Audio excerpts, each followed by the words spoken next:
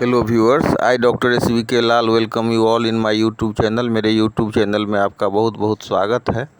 आज हम आपके लिए लेकर के आए हैं बहुत इम्पोर्टेंट टॉपिक, आर्किमिडीज प्रिंसिपल और बायोएनसी, जिसको हम हिंदी में उत्प्लावकता कहते हैं। तो अगर आप इस चैनल पर नए हैं तो चैनल को लाइक, शेयर और सब्सक्राइब करें, ताकि विविध विषयों से संबंधित जो वीडियो मैं इस पर डालते रहता हूं आप तक आराम से पहुंचे। तो आइए शुरू करते हैं। उत्प्लावकता। हम देखते हैं कि कोई भी वस्तु जो हवा में वस्तु है सो पानी में है, उसका अगर हम तुलना करें तो क्या देखते हैं कि पानी में कोई वस्तु को अगर डुबाया जाता है तो उसके भार में एक कमी महसूस होती है, वो हल्का सा प्रतीत होता है।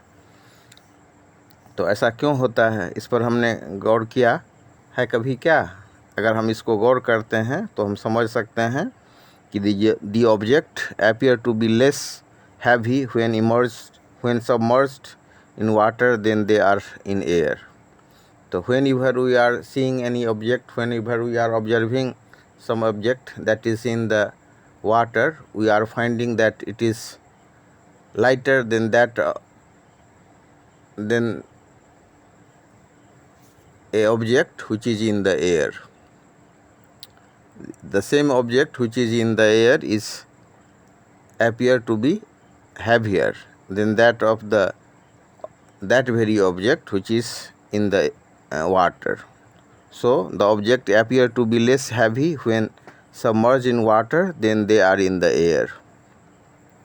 When an object is placed in liquid, the liquid exerts an upward force on it. जब हम किसी वस्तु को पानी में डुबाते हैं तो हम देखते हैं कि उस पर ऊपर की ओर एक बल लगता है। इसके कारण, यही ऊपर की ओर बल लगने के कारण वो पानी में अगर कोई वस्तु, किसी वस्तु को हम डुबाते हैं तो हल्का प्रतीत होता है।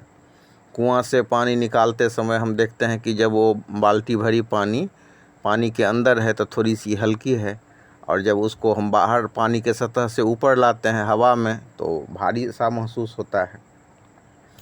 तो इस पर विचार करने की आवश्यकता है कि वो क्यों हल्का महसूस होता है। तो इसका कारण ये है कि उस पर ऊपर की ओर एक बल लग रहा होता है। तो कोई भी वस्तु जो जब पानी में डूबी हुई होती है तो उस पर दो बल लगता है। एक वो जो उसका भार है, भार को हम W से डिनोट करते हैं, अंग्रेजी में इसके लिए शब्द है वेट। तो वेट बराबर मास इनटू ग्रेविटेशनल एक्सीलरेशन। मतलब अगर मैथमेटिकली इसको हम लिखें तो हम लिख सकते हैं W बराबर mg। तो एक फोर्स होता है भार जो पृथ्वी के केंद्र की ओर लगता है, और दूसरा जो ऊपर की ओर लगता है। तो ऊपर की ओर जो लगने वाला बल है वही है उत्प्लावन बल।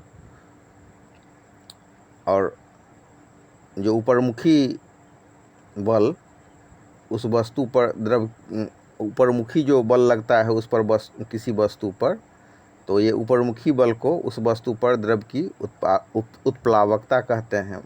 अंग्रेजी में कहें तो बायोएनसी कहते हैं। तो अगर हम इसको अंग्रेजी में कहें तो हम कह सकते हैं the tendency of a liquid to exert an upward force on an object placed in it is called buoyancy. अब इसको हम एक एक्सपेरिमेंट की मदद से समझ सकते हैं। आप सपोज कीजिए कि हम एक स्टैंड लेते हैं और उसमें हम शिकंजा से उसको कस देते हैं, और फिर उस पर हम एक हैंगर के मदद से एक तुला लगाते हैं, कमानीदार तुला, और उसमें फिर हैंगर के मदद से एक हम धातु का टुकड़ा डाल देते हैं, या मतलब बेलन डाल देते हैं। तो हम देखते हैं कि उसका पाठ्यांक मान लीजिए कि 4 किलोग्राम आया। फिर उसको अगर हम पानी में डुबा देते हैं तो देखते हैं कि उसका 4 से वो 3 किलो हो गया। तो हम प्रत्यक्ष रूप से इसको चीज़ को अनुभव कर सकते हैं कि इसके भार में कमी आ गई। तो ये जो भार में कमी आती है, क्यों आती है? क्योंकि जब किसी वस्तु को हम पानी में डुबाते हैं तो एक बल उस पर ऊपर की ओर लगता है। अब विचारणीय है कि क्या सिर्फ ऊपर ही की ओर बल लग रहा है? तो नहीं, उस पर दो बल लगता है, एक W1 वेट 1 और एक W2 जिसको हम वेट 2 के से समझ सकते हैं। तो W1 जो हो गया उसका वेट हो गया, वेट बराबर mass into gravitational acceleration, W बराबर mg। एक हो गया W2 जिसको हम उत्प्लावन बल कहते हैं, जो ऊपर मुखी बल है, ऊपर की ओर लगने वाला बल है। तो इस बात को अगर हम समझ जाते हैं तो हम आर्किमिडीज के सिद्धांत को भी आराम से समझ सकते हैं कि आर्किमिडीज का सिद्धांत क्या है कि जब कोई वस्तु किसी द्रव या गैस में पूर्णतः या अंशतः डुबाई जाती है तो उसके भार में आभासी कमी आ जाती है, जो वस्तु के डूबे हुए भाग द्वारा हटाए गए द्रव या गैस के भार के बराबर होता है। मतलब ये हुआ कि अगर किसी वस्तु को हम डुबाते हैं द्रव में या गैस में तो वो क्या करता है, तो वस्तु जो है सो विस्थापित करता है, किसको, द्रव को या गैस को। तो वस्तु के द्वारा जितना भार विस्थापित किया गया, जितना उस लिक्विड को या गैस को विस्थापित किया गया, उतना ही उसके भार में कमी हो जाती है। यही है आर्किमिडीज का सिद्धांत।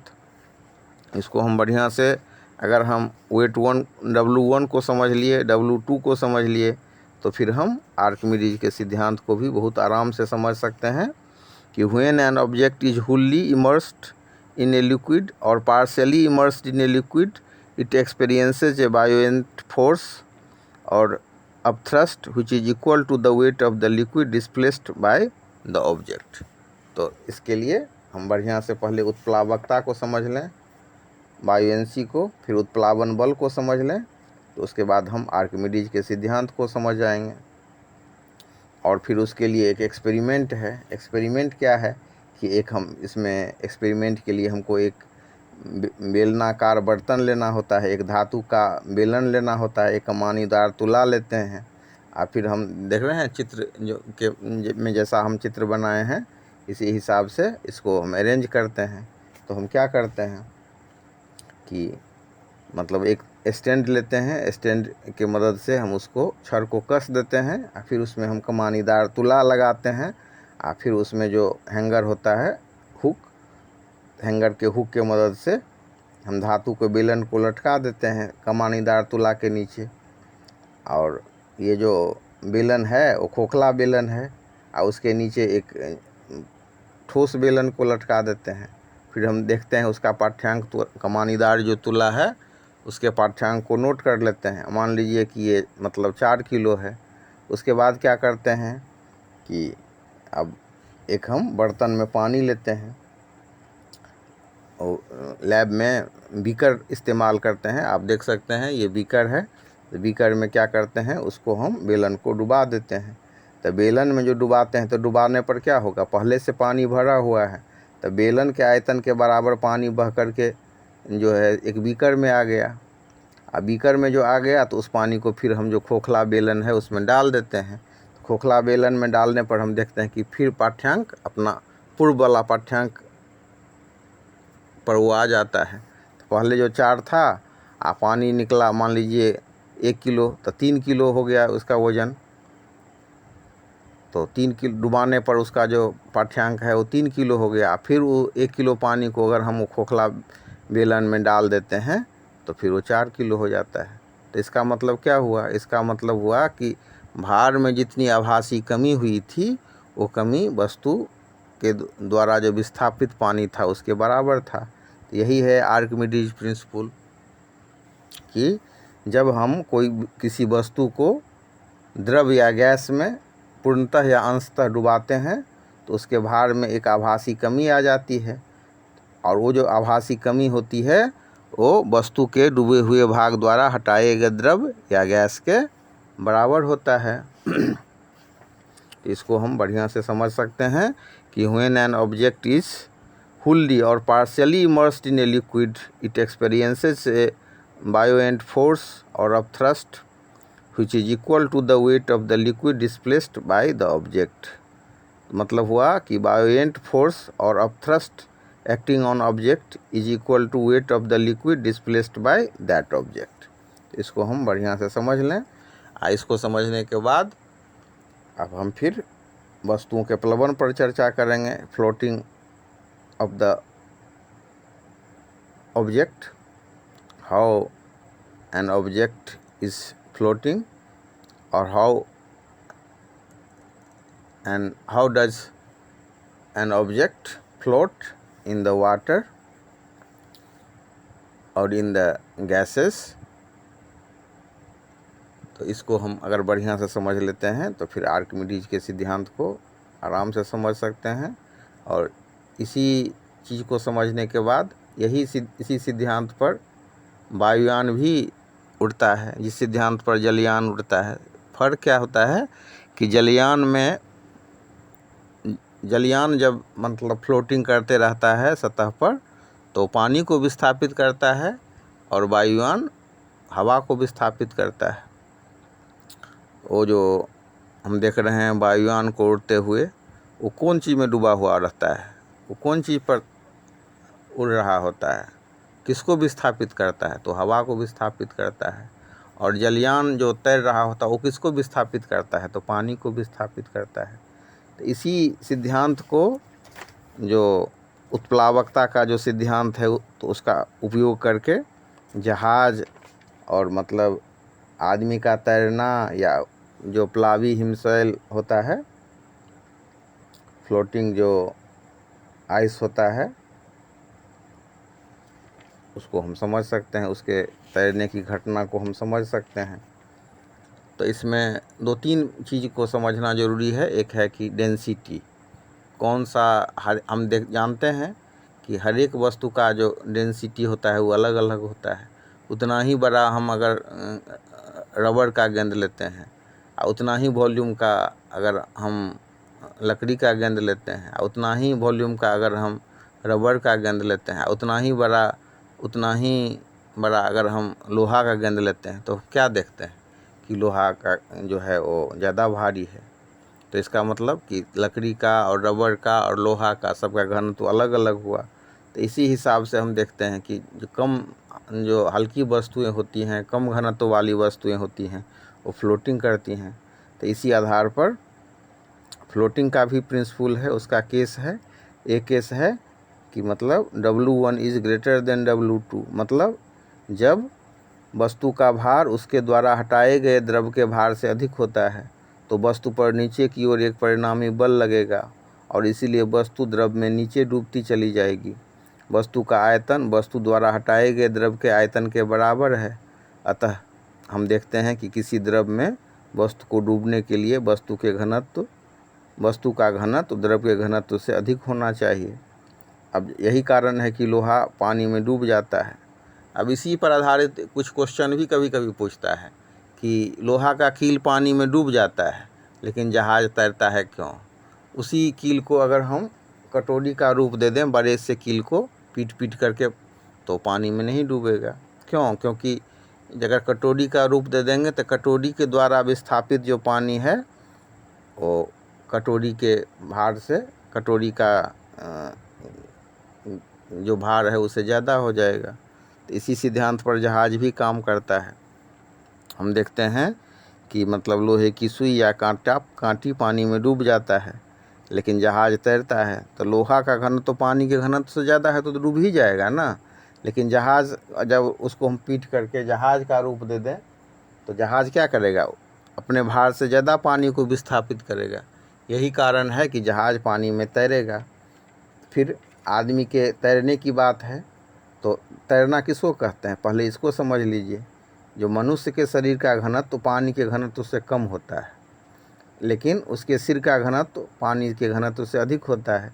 इसलिए मनुष्य पानी में जब डूबने लगता है तो क्योंकि उसका सिर का घनत्व ज़्यादा होता है, तो तैरने के समय में हम एक चीज़ ध्यान देने वाली बात है कि धड़ नीचे रहता है और सिर ऊपर रहता है।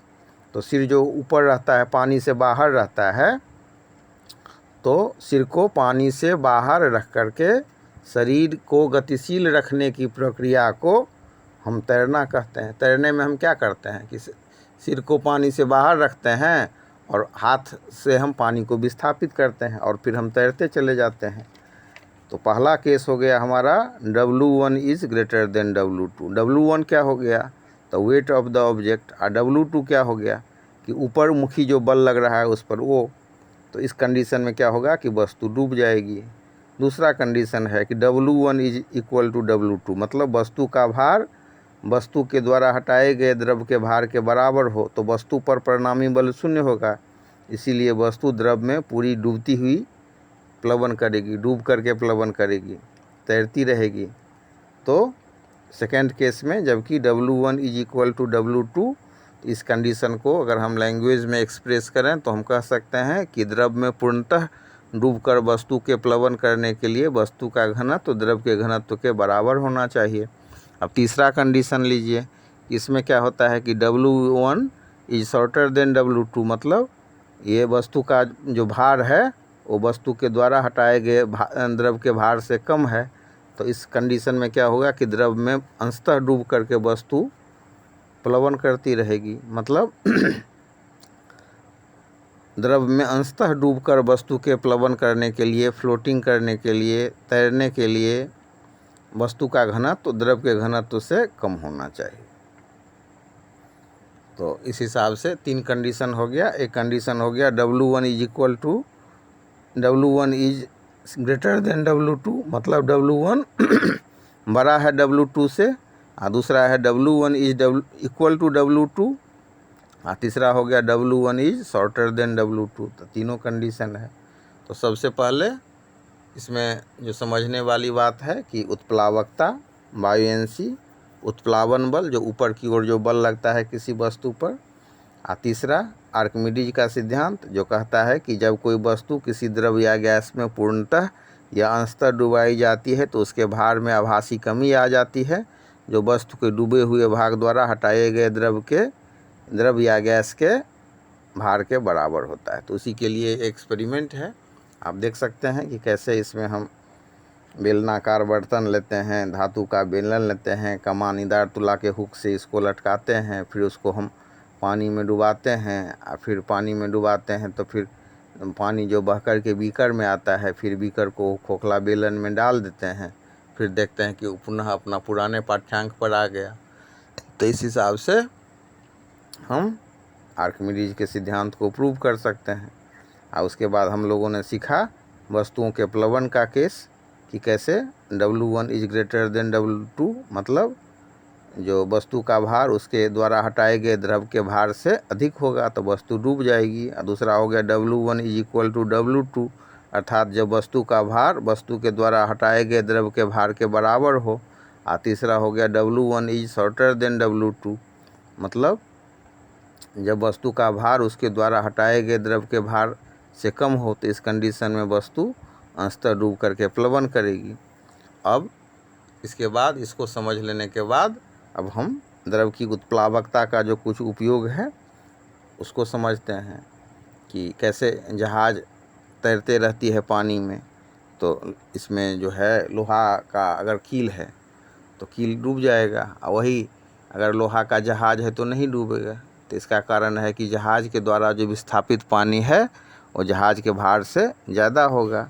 तो दूसरा उदाहरण अभी हम चर्चा किए हैं, जो मनुष्य का तैरना, कि सिर को पानी से बाहर रखते हुए गतिशील होने को हम मनुष्य का तैरना कहते हैं।